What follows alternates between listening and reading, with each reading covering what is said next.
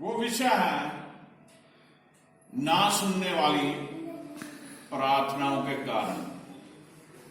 कई बार हम बहुत ज्यादा प्रार्थनाएं करते हैं, प्रभु के घर में आके भी, घर में बैठ के भी, लेकिन कई बार उनका जवाब नहीं आता। तुम ये बोलते हैं कि मैं बहुत प्रार्थना करता हूं लेकिन मेरी प्रार्थना का जवाब नहीं आ रहा। मेरे अजीज बहन भाइयों, ना सुनने वाली प्रार्थनाओं के कारण जो है, क्यों नहीं जवाब उनका आता, उनके कारण होते हैं। अगर आप प्रार्थना कर रहे हो, उस प्रार्थना का जवाब नहीं आ रहा, इसका मतलब है कोई ना कोई बात, कोई ना कोई ऐसा कारण है जिस वजह से परमेश्वर प्रार्थना का जवाब नहीं दे रहा। बोलो हालेलुया। हालेलुया। आज हम इसी बात पे चर्चा करेंगे, सुनेंगे प्रभु की हुजूरी में कि जो ना सुनने वाली प्रार्थना है उनके कारण क्या है। बहुत सारे कारण हैं जो बाइबल में लिखे हुए हैं, लेकिन फिर भी हम कुछ बहुत ही जरूरी बातों के ऊपर ध्यान करेंगे। पहला कारण है पाप करके। हालेलुया। हालेलुया। पहला कारण है प्रार्थना ना सुनने का कारण है पाप के कारण, पाप करके। हालेलुया। हालेलुया। भजन संहिता उसका 66 जबूर 66,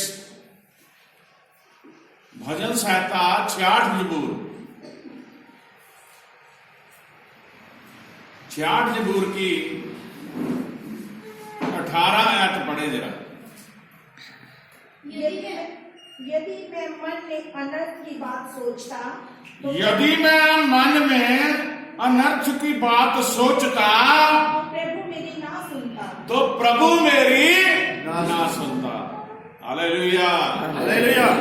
यहां पे प्रभु का दास कहता है कि अगर मैं मन में अनर्थ बातें सोचता तो परमेश्वर प्रभु मेरी ना सुनता। अब जो प्रार्थनाएं हमारी सुनी नहीं जा रही, हमारे जीवन में पाप है, हम पाप के कारण वो प्रार्थना सुनी नहीं जा रही। हम एक तरफ तो प्रार्थना कर रहे हैं, दूसरी तरफ हमारे मन में अगर अनर्थ की बातें हम सोचते हैं, बुरा सोचते हैं, बुरा कर रहे हैं, किसी के बारे में गलत विचार रख रहे हैं, तो फिर हमारी प्रार्थना सुनी नहीं जाएगी। मेरे जीवन में अगर आप बाइबल को पढ़ो ध्यान से,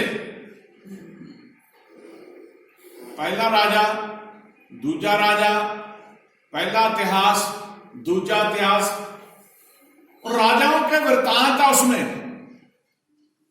जो राजे जिन्हें परमेश्वर राजा नियुक्त करता था, जो परमेश्वर के हुक्मों के साथ परमेश्वर के साथ चलते थे, परमेश्वर उन्हें तरक्की भी देता था, परमेश्वर उन्हें आशीष भी देता था, परमेश्वर उनकी हर बात को सुनता था। लेकिन जो परमेश्वर के विरुद्ध चलते थे, जो पाप करते थे, जो बुरा करते थे, जो परमेश्वर को छोड़ के और तरफ जाके पूजा पाठ करने लगे थे, परमेश्वर ने उनकी दुआओं को सुनना छोड़ दिया।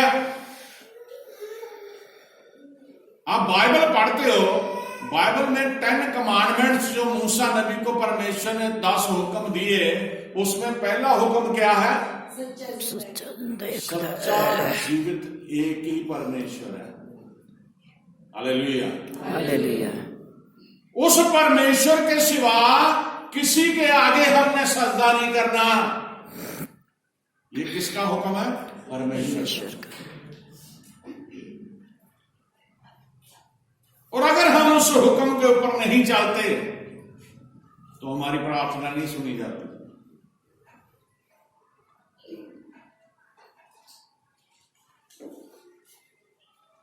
मेरे अजीज बहन भाइयों,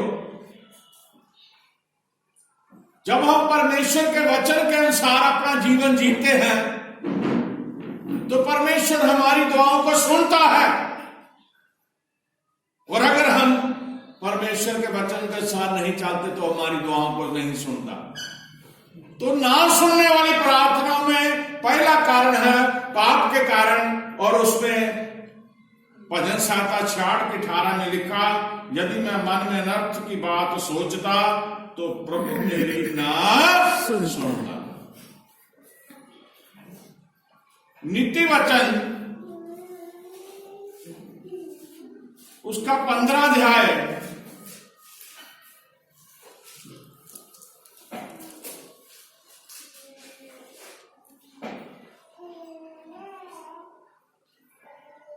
की 29 पढ़े जरा। यहोवा दुष्टों से दूर रहता है। हाँ देखिए वहां पे अभी हमने पढ़ा था 66 की 18 में भजन संहिता में कि अगर मैं मन में अनर्थ की बातें सोचता तो प्रभु मेरी ना सुनता।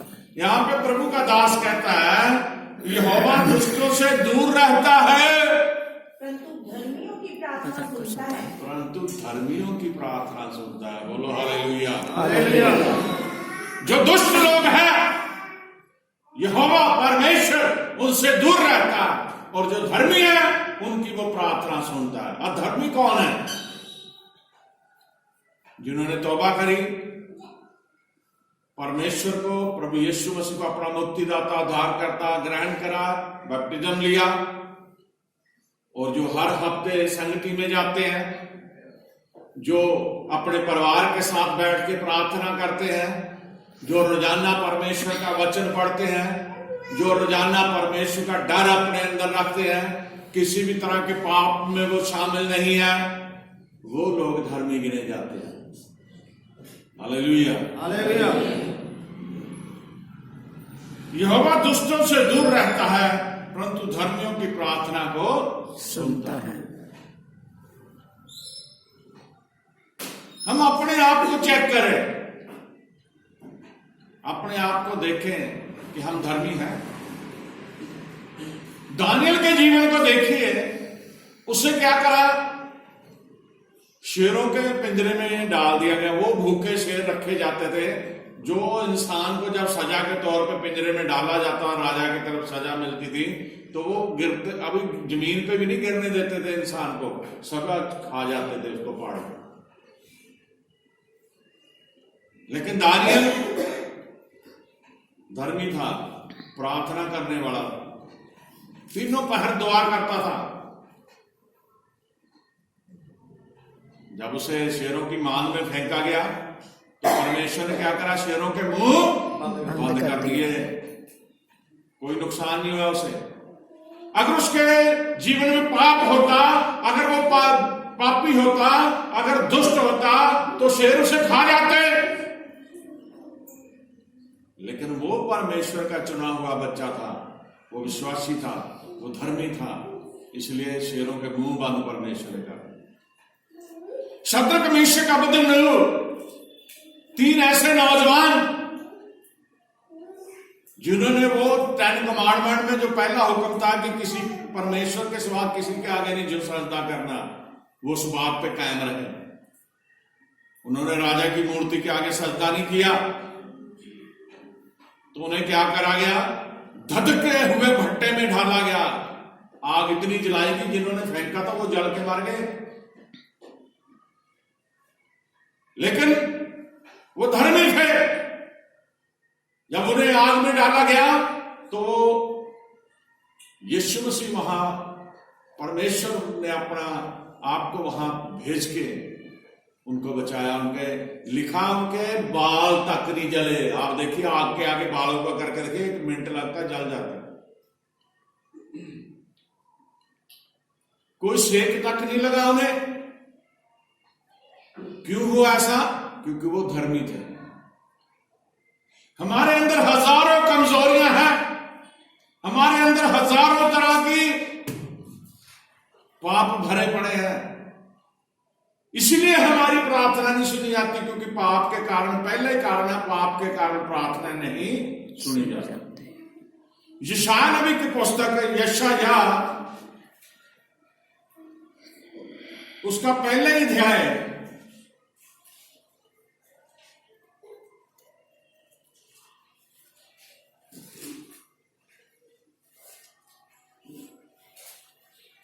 उसकी 15 पढ़े जरा। जब तुम मेरी ओर हाथ फैलाओगे। हाँ, यहां पे लिखा, परमेश्वर का नबी बताता है कि परमेश्वर कहता है जब तुम मेरी ओर हाथ फैलाओगे तब मैं तुमसे मुख फेर लूंगा। जब तुम मेरी ओर हाथ फैलाओ तब मैं तुमसे तब मैं तुमसे मुख फेर लूंगा। तुम कितनी भी प्रार्थना क्यों ना करो, तुम कितनी भी प्रार्थना क्यों ना करो, तो भी मैं तुम्हारी ना सुनूंगा, तो भी मैं तुम्हारी ना सुनूंगा, क्योंकि तुम्हारे हाथ खून से भरे हैं। हालेलुया। क्योंकि तुम्हारे हाथ खून से भरे हैं। खून से भरे का मतलब ये नहीं कि आपने किसी का कत्ल कर दिया, बल्कि आपने जीवन में पाप ही पाप किए हैं। परमेश्वर का वचन बताता है कि दुष्टों की प्रार्थना नहीं सुनी जाती। और अभी जब हमने ये पढ़ा है तो यहां पे क्लियर लिखा है कि जब तुम मेरी ओर हाथ फैलाओ, आमतौर पे लोग हाथ फैला के दुआ करते हैं, तो जब तुम मेरी ओर हाथ फैलाओ तो क्या होगा, तब मैं तुमसे मुख फेर लूंगा। कौन कह रहा है? जीवित परमेश्वर। कि तुम मेरी तरफ दोनों हाथ फैलाओगे, दुआएं करोगे, दुहाइयां दोगे, लेकिन कह रहा मैं आप तुम्हारी तरफ से मुख फेर लूंगा। तुम कितनी भी प्रार्थना करो क्यों ना करो, तो भी मैं तुम्हारी ना सुनूंगा, क्योंकि तुम्हारे हाथ खून से भरे। आमीन। ये कारण है, पाप के कारण ये परमेश्वर बोलता है अगर हम पाप करेंगे तो हम जितनी मर्जी दुआएं कर लें, जितने मर्जी दान कर लें, जितनी मर्जी संगति कर लें, लेकिन परमेश्वर आपकी दुआ को नहीं सुनेगा।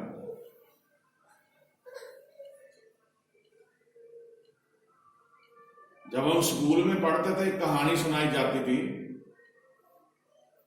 कि कोई शख्स सेब खरीद के लेके आया,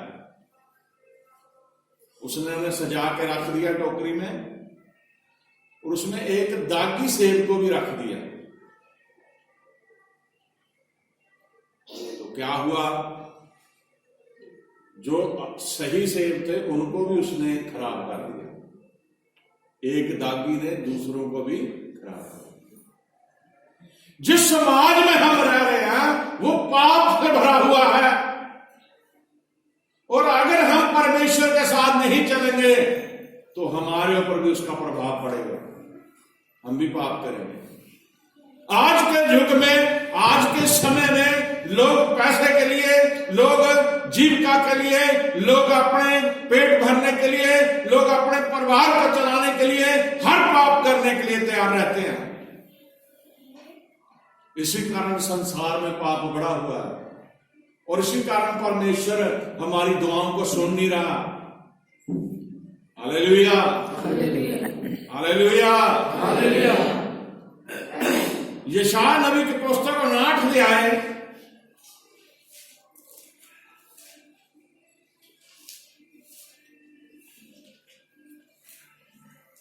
यशायाह 8 ले आए,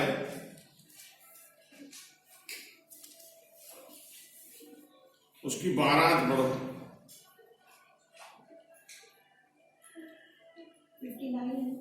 59 की 12। तेरे सामने बहुत हुए हैं, क्योंकि हमारे अपराध तेरे सामने बहुत हुए हैं, हमारे पाप हमारे विरुद्ध साक्षी दे रहे हैं, हमारे पाप हमारे विरुद्ध साक्षी दे रहे हैं। Hallelujah, hallelujah. किसी को गवाह बनाने की जरूरत नहीं है परमेश्वर के सामने कि इसने पाप किया या मैंने पाप किया, कोई मेरी गवाही देगा परमेश्वर, तभी पाप भी मैं गिना जाऊंगा। हमारे पाप ही हमारी साक्षी देते हैं, गवाही देते हैं। जो पाप हम करते हैं वही गवाही देते हैं। दोबारा पढ़िए जरा शुरू से। क्योंकि हमारे अपराध तेरे सामने बहुत हुए हैं, क्योंकि हमारे अपराध तेरे सामने बहुत हुए हैं, हमारे पाप हमारे विरुद्ध साक्षी दे रहे हैं, हमारे पाप हमारे विरुद्ध साक्षी दे रहे हैं, हमारे अपराध हमारे संग हैं, हमारे अपराध हमारे संग हैं, और हम अपने अधर्म के काम जानते हैं। हालेलुया। मैं और आप अपने अपने धर्म के कामों को जानते हैं। हमने अपने जीवन में जो भी पाप किए उन्हें हम जानते हैं, भूल नहीं सकते उन्हें। तरह से हम कह देते खड़े होके कि मेरी तो दुआ ही नहीं सुनी जाती। पहले हम अपने आप को चेक करें कि दुआ क्यों नहीं सुनी जाती। पाप के कारण, पहले कारण है पाप का कारण है पाप। अगर हमारे जीवन में पाप है तो हमारी दुआ नहीं सुनी जाएगी। दूसरा जो कारण है मेरे अजीज बहनों भाइयों, वो विश्वास ना करके। हालेलुया। प्रभु यीशु मसीह ने कहा कि जे अगर तेरा विश्वास राय के दाने जितना भी, राय का दाना देखा आपने कितना था छोटा सा, अगर तेरा विश्वास राय के दाना जितना भी यीशु मसीह के ऊपर है तो पहाड़ को भी कह सरक जा, जाके समुद्र में जा पड़, ऐसा ही हो जाएगा।